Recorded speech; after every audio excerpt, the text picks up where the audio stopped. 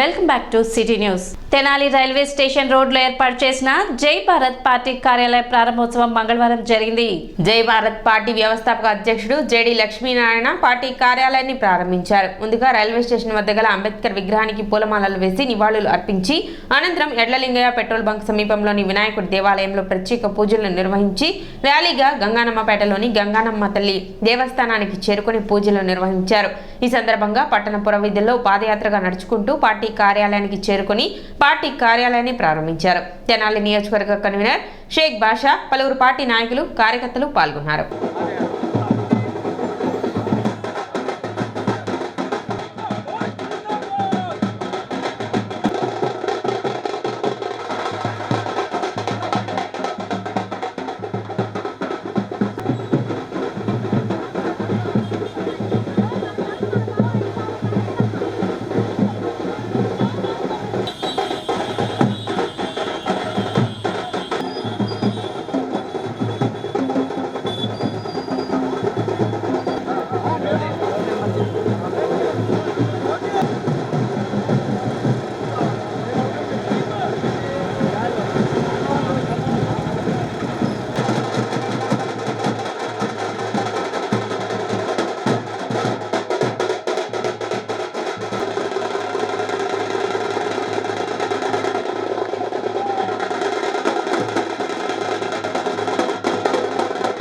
తెనాలి నగరంలో శ్రీ షేక్ బాషా గారు జై భారత్ నేషనల్ పార్టీ తెనాలి జై భారత్ పార్టీ అభ్యర్థుల వారి ఆఫీస్ ఈరోజు ఇక్కడ ఉద్ఘాటన చేయడం జరిగింది.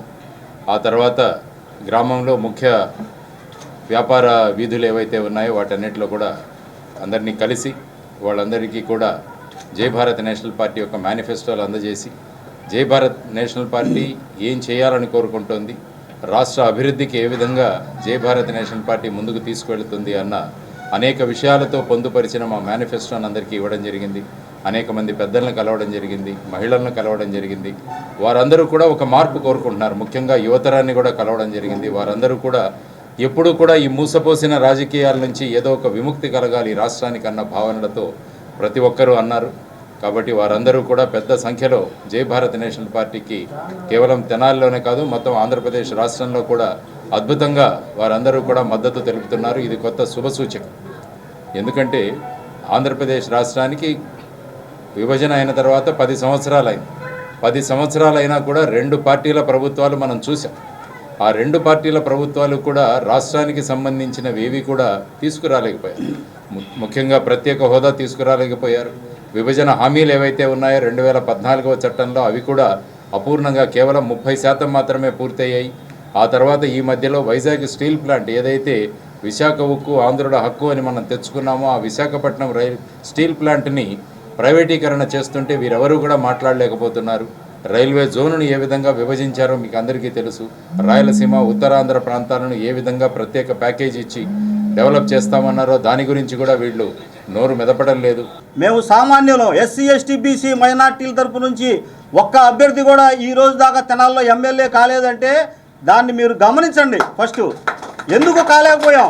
ఇవాళ ఒక నీతివంతమైన పార్టీ వచ్చింది కాబట్టి, నిజాయితీపరుడైన వ్యక్తి మనకు అండగా ఉన్నారు కాబట్టి నేను నాకు సీట్ ఇచ్చి నన్ను గౌరవించారు జేడి లక్ష్మీనారాయణ గారు. వారికి నేను మనస్ఫూర్తిగా నమస్కారాలు తెలియజేసుకుంటున్నాను.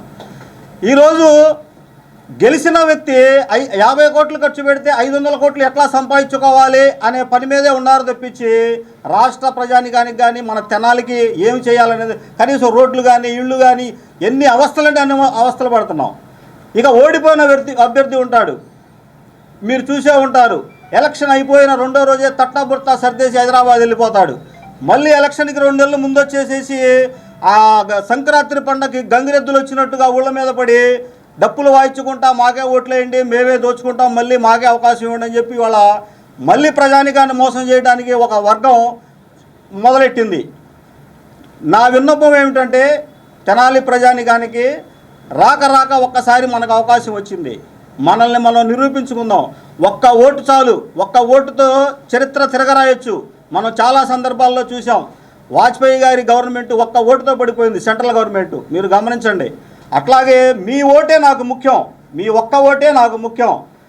వీలైతే అందరూ నన్ను ఆశీర్వదించి ఓట్లు వేయండి. చేతి వృత్తిదారులకు ఉపాధి కల్పించేందుకు రైల్వే స్టేషన్ల పరిధిలో ఒకే స్టేషన్ ఒకే ఉత్పత్తి కార్యక్రమానికి రైల్వే శాఖ శ్రీకారం చుట్టింది. ఈ కార్యక్రమంలో భాగంగా తెనాలి రైల్వే స్టేషన్లో ఏర్పాటు చేసిన ఒకే స్టేషన్ ఒకే ఉత్పత్తి స్టాల్ ప్రారంభోత్సవ కార్యక్రమం నిర్వహించారు. దేశవ్యాప్తంగా పలు రైల్వే స్టేషన్లలో ఏర్పాటు చేసిన స్టాల్ను ప్రధానమంత్రి నరేంద్ర మోదీ వర్చువల్ విధానంలో ప్రారంభించారు. స్థానిక వ్యాపారులను ప్రోత్సహించేందుకు కేంద్ర ప్రభుత్వం ఈ విధానాన్ని తీసుకువచ్చినట్లు బీజేపీ నేతలు తెలిపారు. కార్యక్రమంలో బీజేపీ నాయకులు Patibandla Ramakrishna, Adapa Sampatrayudu, station master Ramana, hello railway అధికారులు పాల్గొన్నారు.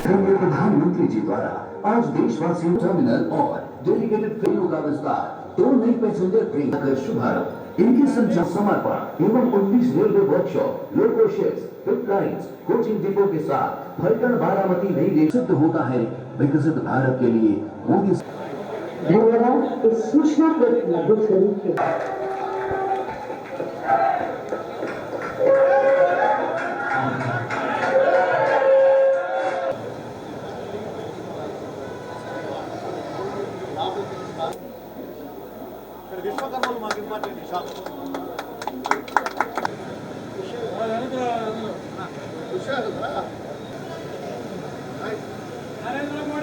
మన ప్రధానమంత్రి గారు అహ్మదాబాద్ నుంచి అనేక రైల్వేలో అనేక అభివృద్ధి కార్యక్రమాలని ప్రారంభించడం జరిగింది. దాంట్లో భాగంగా 10 వందే భారత్ రైళ్ళని, మన ఆంధ్రప్రదేశ్లోనే 3 గూడ్స్ షెడ్లు, 16 ఒక స్టేషన్ ఒక ఉత్పత్తి కేంద్రాలు, దేశం మొత్తం మీద 1037 ఒక స్టేషన్ ఒక ఉత్పత్తి కేంద్రాలని, దానికి 9,39,847 మంది లబ్ధిదారులు దానివల్ల లబ్ధి పొందుతున్నారు. సో ఇంతటి చక్కటి అభివృద్ధి కార్యక్రమాలు చేస్తున్న మా రైల్వే అధిష్టానానికి, తర్వాత ప్రధాని నరేంద్ర మోడీ గారికి ధన్యవాదాలు చెబుతూ, తెనాలి రైల్వే స్టేషన్లో ఒక స్టేషన్ ఒక ఉత్పత్తి కేంద్రం ఏదైతే విశ్వకర్మ యోజన పెట్టి ప్రధానమంత్రి ముఖ్యంగా ఈ చేతి వృత్తుల వారందరినీ కూడా అభివృద్ధిలోకి తీసుకొచ్చేందుకు కార్యక్రమం చేపట్టారో, దానిలో భాగంగా వాళ్ళు ఏదైతే చేతి వృత్తులతో తయారు చేస్తారో అవన్నీ కూడా ఇక్కడ రైల్వే స్టేషన్లో పెట్టుకొని కేవలం 1000 రూపాయల అద్దెకి ఒక స్టాల్ లాగా ఏర్పాటు చేసి వాళ్ళు అమ్ముకోవడానికి, అంటే వృత్తుల్ని ప్రోత్సహించడమే కాదు, అవి వాళ్ళు చేసిన తర్వాత వాటిని మార్కెటింగ్ చేసుకోవడానికి కూడా ఒక వ్యవస్థను ఏర్పాటు చేసిన సందర్భంగా ప్రధాని శ్రీ నరేంద్ర మోదీ గారికి ప్రత్యేకంగా ధన్యవాదాలు తెలియజేస్తూ ఉన్నాం. అదేవిధంగా ఈరోజు ఆంధ్రప్రదేశ్లో కూడా అనేక కార్యక్రమాలు, గూడ్స్ షెడ్యూల్ కానివ్వండి, వందే భారత్ ట్రైన్స్ కానివ్వండి, ఒక స్టేషన్ ఒక ఉత్పత్తి కేంద్రాలు కానివ్వండి, అదేవిధంగా గుంటూరులో వెస్ట్ వైపు ఒక కోచ్ రెస్టారెంట్ కానివ్వండి, ఇవన్నీ కూడా ఈరోజు ప్రధాని నరేంద్ర మోదీ గారి చేతుల మీదుగా అవి మనం ప్రారంభించుకోవడం జరిగింది. తెనాలి రైల్వే స్టేషన్లో ఒక స్టేషన్ ఒక ఉత్పత్తి కార్యక్రమం చేపట్టడం, దీనికి భారతదేశం మొత్తం మీద 1000 షాపుల్ని నరేంద్ర మోడీ గారు ప్రారంభించటం ఈ తెనాలి ప్రజలకు ఎంతో సూచకం.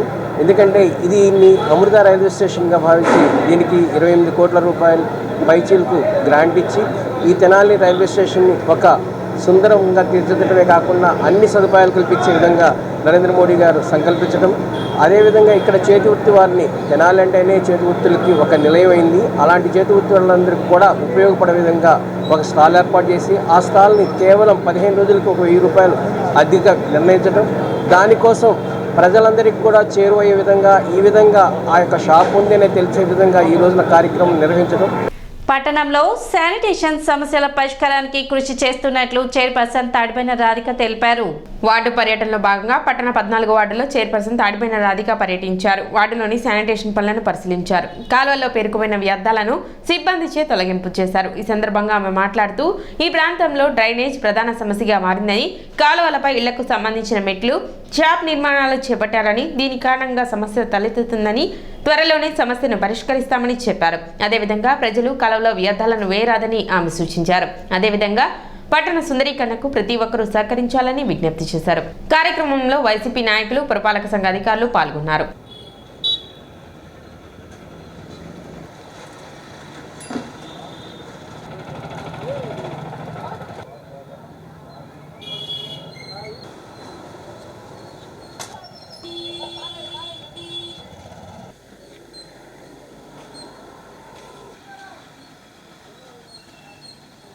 వార్డులో భాగంగా ఈ రోజున 14వ వార్డుకు శానిటేషన్ మీద రావడం జరిగింది. ప్రజలకి ఎలాంటి ఇబ్బంది కలగకుండా ఉండాలని ఈ సిల్ట్ ప్రోగ్రామ్ అనేది ఏర్పాటు చేయడం జరిగింది. ప్రజలందరికీ చెప్పేది ఏంటంటే ఈ షాపులు ఉంటానా బండలు వేసి దాని కింద మా సిల్ట్ బాగా పెరిగిపోతుంది. దయచేసి ఓపెన్ ప్లేస్ ఉంచాలని కోరుకుంటూ, అలానే మేము రాబోయే రోజుల్లో ఇంకా తెనాలి డెవలప్ కోసం కృషి చేస్తామని, అలానే ఈ సిల్ట్ అనేది ప్రజలకు చెప్పేది ఏంటంటే ఈ షాపులు అందుట్లో ఈ చికెన్లు ఇలాంటివి పెడతానా ఆ వ్యర్థాలు ఆ కాలువలో వేయడానా బాగా స్మెల్ అనేది వస్తుంది. మీకు అనారోగ్యం మీకేనండి.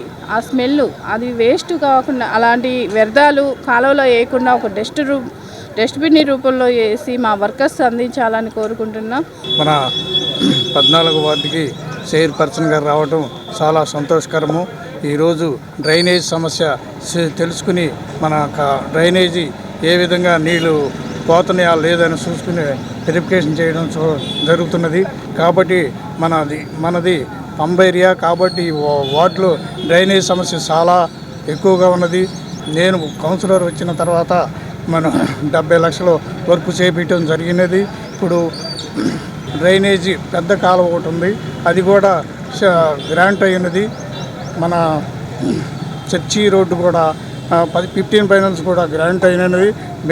మెయిన్ ఈ 2 కాలువలు చేస్తే చాలా వరకు డ్రైనేజ్ సమస్య చాలా వరకు పరిష్కారం అయింది. ఇప్పుడు ఒక చిన్న విరామం.